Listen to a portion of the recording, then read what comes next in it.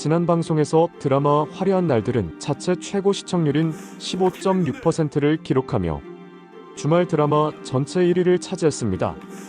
오늘은 파국의 순간부터 이어진 5화와 6화의 모든 이야기를 정리해 보겠습니다. 도대체 신부가 결혼식장에서 사라진 이유는 무엇이었을까?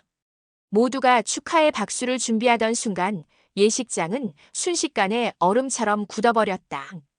주인공 이지혁은 수백 명의 하객 앞에 당당히 섰지만 신부 정보아는 끝내 모습을 드러내지 않았다. 이 파국의 순간은 단순한 해프닝이 아니었다. 이미 오래전부터 드리워져 있던 갈등과 불안, 그리고 숨겨진 진실이 한꺼번에 폭발한 순간이었다. 지역의 결혼 발표는 처음부터 모든 이들을 혼란에 빠뜨렸다. 그는 오랫동안 비혼주의자로 살아왔다. 친구들이 결혼 준비로 분주할 때마다 그는 언제나 나는 결혼 같은 거 안 해. 혼자가 더 편해. 라며 웃어넘겼다.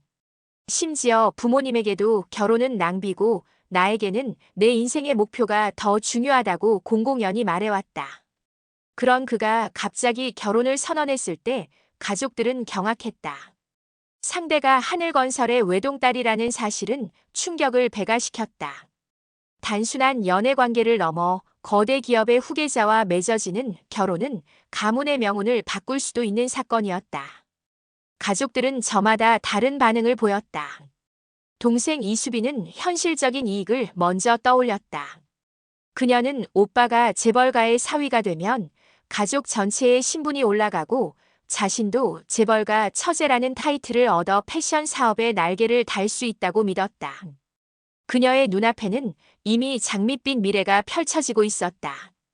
그녀는 지역에게 오빠, 진짜 대박이야. 우리 집안 드디어 신분 상승하는 거야. 라며 흥분을 감추지 못했다. 하지만 차남 이지환은 냉정했다. 그는 누구보다 형을 잘 알고 있었기에 형이 단순히 사랑 때문에 결혼을 선택한 것이 아님을 본능적으로 깨달았다. 지역의 눈빛에서 느껴지는 어색함과 긴장감이 그를 불안하게 만들었다. 어머니는 기쁨과 불안을 동시에 느꼈다. 아들이 드디어 가정을 꾸린다는 사실은 반가웠지만 상대가 너무 큰 집안의 딸이라는 점에서 걱정을 지울 수 없었다. 그녀는 지역에게 결혼은 현실이야, 아들아. 사랑만으로 되는 게 아니라고. 그쪽 집안이 너를 받아줄까? 라며 은근히 불안감을 드러냈다. 그리고 아버지 이상철은 깊은 의심을 품었다. 그는 아들의 눈빛에서 진실을 보았다. 사랑에 빠진 남자의 눈빛이 아니라 어딘가 억지로 결정을 합리화하려는 피곤한 눈빛이었다. 마치 거대한 짐을 짊어진 사람처럼 보였다. 상견례에서 신부 측은 모두를 놀라게 했다. 그들은 신혼집과 혼수를 전부 알아서 하겠다고 했고 신혼여행이 끝나면 지역을 하늘건설 본부장 자리에 앉히겠다고 약속했다. 그리고 빠른 시일 내 상무 승진까지 보장했다. 조건만 놓고 보면 꿈 같은 제안이었다. 하지만 그 조건은 곧 거래임을 드러냈다. 사랑을 전제로 한 결혼이라기보다는 권력과 재산을 묶어두려는 계약에 가까웠다. 상철은 순간적으로 불쾌함을 느꼈다. 그는 평생 자신의 힘으로 살아온 사람이었기에 아들이 이런 조건부 결혼을 통해 성공하려는 것이 못마땅했다. 그는 묵묵히 차를 마시며 불편한 기색을 숨기지 않았다. 그러나 정작 지역은 흔들림 없이 그 제안을 받아들였다. 그의 마음속에는 이미 오래전부터 자리 잡은 두려움이 있었다. 아버지처럼 평생 고생만 하고도 가난에서 벗어나지 못하는 삶, 그것이야말로 그가 가장 피하고 싶었던 운명이었다. 어린 시절 아버지의 허름한 작업복과 어머니의 주름진 손을 보며 그는 다짐했다. 나는 저렇게 살지 않을 거야. 반드시 성공해서 가난의 굴레를 끊어낼 거야. 그 결심은 그를 돈과 명예를 향한 끝없는 욕망으로 이끌었고 결국 사랑 없는 결혼이라는 극단적인 선택까지 하게 만들었다. 지역은 청첩장을 친구들에게도 전달했다. 오랜 친구인 박성재는 신부의 이름을 확인하고 묻지 않을 수 없었다. 정말 후회하지 않겠냐? 그 질문은 단순한 호기심이 아니라 오랜 친구로서의 진심 어린 우려였다.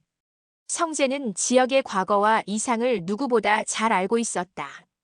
예전의 지역이라면 이런 조건부 결혼은 절대 하지 않았을 것이다. 그러나 지역은 담담히 대답했다. 사랑은 없지만 좋은 여자야. 그리고 내가 원하는 걸 얻을 수 있는 유일한 기회야. 그 대답은 성재의 마음을 무겁게 했다. 사랑 없는 결혼은 결국 스스로를 속이는 것에 불과했다. 멀리서 이 대화를 들은 지은호는 충격을 감추지 못했다. 그녀가 지역을 좋아했던 이유는 단순한 매력이 아니었다. 대학 시절 동아리에서 철거 위기에 몰린 주민들을 위해 삭발투쟁을 하려던 그의 모습은 그녀의 눈에 영웅으로 비쳤다. 그때의 지역은 정의롭고 뜨거웠다. 불의에 맞서는 용기 있는 사람이었다. 그러나 지금 그녀 앞에 있는 남자는 사랑 대신 조건을 택한 너무도 현실적인 인물이었다. 은호는 속으로 외쳤다. 차라리 가난해서 나를 외면했다고 했다면 이해할 수 있었을 거야. 하지만 끝까지 허세와 변명으로만 둘러대는 건 너무 비겁해. 그녀의 눈에 지역은 더 이상 이상적인 선배가 아니었다. 그녀는 씁쓸한 표정으로 그 자리를 떠났다.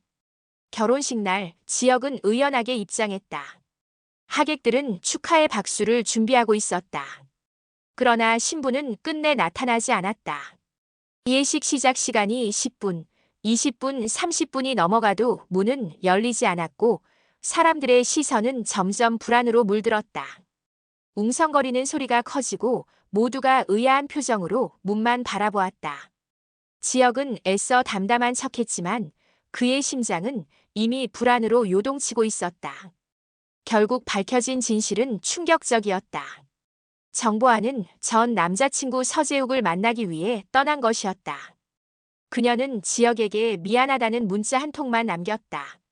그 짧은 문장에는 저를 용서하지 마세요. 하지만 저를 이해해 주세요라는 알 수 없는 구절이 담겨 있었다. 예식장은 순식간에 혼란에 빠졌다. 하늘건설 측은 신부의 갑작스러운 건강 문제라며 사건을 은폐하려 했지만 이미 소문은 삽시간에 퍼져나갔다. 하객들 사이에서는 신부가 도망갔다는 이야기가 공공연히 오갔고 지역의 얼굴은 붉게 달아올랐다. 그의 자존심은 산산조각났다. 집으로 돌아온 지역은 아버지의 거센 질책을 피할 수 없었다.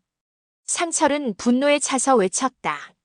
사나이가 돼서 어떻게 조건만 보고 결혼할 수 있냐? 내가 뭘 하든 말리지 않았다. 하지만 이렇게 내 인생을 돈에 팔아버리는 건 용납할 수 없다. 그러나 지역은 한치의 망설임도 없었다. 그는 차갑게 말했다.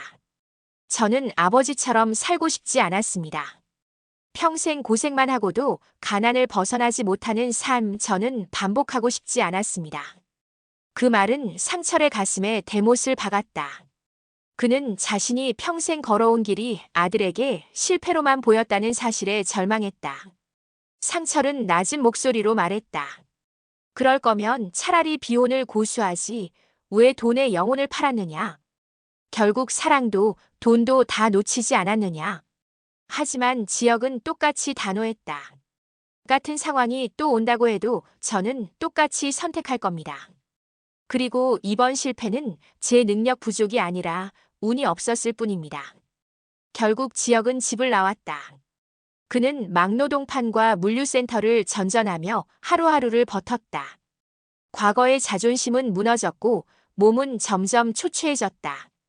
그는 비참한 현실을 외면하며 스스로에게 이건 잠시 거쳐가는 과정일 뿐이야 라고 되뇌었다. 하지만 아무도 그를 알아보는 사람은 없었다. 그는 마치 세상에서 버려진 사람처럼 느껴졌다. 하지만 그는 가족에게만큼은 강한 모습을 보이고 싶었다. 어머니에게는 무사하다는 문자만 보내며 안심시키려 했다. 그러나 현실은 잔혹했다. 그는 잠도 자지 않고 무리하다 결국 쓰러졌다. 병원으로 옮겨진 그는 가까스로 목숨을 건졌고 그 곁을 지킨 사람은 아이러니하게도 박성재였다. 성재는 그를 돕고 싶었지만 지역은 끝내 자존심을 꺾지 않았다. 그는 성재의 도움을 완강히 거부했다. 나를 불쌍하게 보지 마. 난 괜찮아. 성재는 답답함을 느끼면서도 점점 그와 거리를 두게 되었다. 내가 먼저 손을 내밀지 않으면 나도 더 이상 어떻게 해야 할지 모르겠다. 성재는 지쳐갔다. 지은호는 지역을 향한 마음을 정리하려 애썼다. 한때는 영웅 같던 인물이 이제는 조건에 매달린 초라한 남자로 보였다. 그녀는 그 괴리 앞에서 스스로를 다잡으려 했지만 여전히 흔들렸다. 과거의 기억은 그녀를 붙잡았고 현재의 현실은 그녀를 멀어지게 했다. 그 틈을 파고든 사람이 성재였다. 그는 오랫동안 은호 곁에 머물며 지켜봤고 그녀의 아픔을 함께 나누었다. 성재는 더 이상 망설이지 않고 직설적으로 고백했다. 은호 후배, 나 어떻게 생각해요? 내가 지혁이보다 나은 점은 단 하나뿐일지 몰라요. 후배를 좋아하는 마음은 지혁이보다 훨씬 크다는 거. 그 말은 단순한 고백이 아니라 오랫동안 눌러왔던 감정이 터져나온 울림이었다. 집안 분위기는 더욱 험악해졌다. 상철은 더 이상 지역을 장남으로 인정하지 않겠다고 선언했다. 그는 차남 지환을 맞이로 삼겠다고 했다. 가족들은 충격을 받았지만 그의 목소리는 단호했다. 할머니 조옥래는 손자의 빈자리를 느끼며 불안해했고 이수빈은 오히려 기회를 찾았다. 그녀는 성재에게 자신이 운영하는 패션 채널에 출연해달라 부탁하며 집안의 혼란 속에서도 새로운 발판을 마련하려 했다. 하늘건설 내부에서도 소문이 퍼지면서 정보와의 입지는 흔들리고 있었다. 모두가 저마다의 방식으로 흔들리고 있었다. 지역은 홀로 지방에서 노동을 이어갔다. 인력사무소 일을 하다가 보육원 공사에 참여하게 되었고 그 과정에서 은호와 스칠 뻔하는 순간도 있었다. 그는 낡은 작업복을 입고 그녀는 깔끔한 옷차림으로 보육원 관계자와 이야기를 나누고 있었다. 만나지는 않았지만 여전히 끊어지지 않은 실이 두 사람을 이어주고 있었다. 그는 매일 자신이 왜 이런 선택을 했는지 되새겼다. 그것은 단순한 욕심이 아니라 가난에서 벗어나고 싶다는 절박한 몸부림이었다. 그러나 결과는 파국이었다. 남은 것은 무너진 자존심과 상처뿐이었다. 그는 밤마다 공사장의 좁은 방에서 혼자 울었다. 그렇게 6화의 마지막은 성재의 고백으로 끝났다. 은호는 대답하지 못했고 지역의 미래는 여전히 안개 속이었다. 무너진 결혼식, 부자 갈등, 그리고 본격적으로 시작된 삼각 로맨스. 모든 이야기는 이제 막 불붙기 시작했을 뿐이었다. 과연 지역은 다시 일어설 수 있을까? 은호는 성재의 고백 앞에서 어떤 선택을 하게 될까? 도망친 신부 정보아는 다시 나타날까? 다음 이야기는 또 어떤 폭풍을 몰고 올지 그 누구도 쉽게 예측할 수 없었다.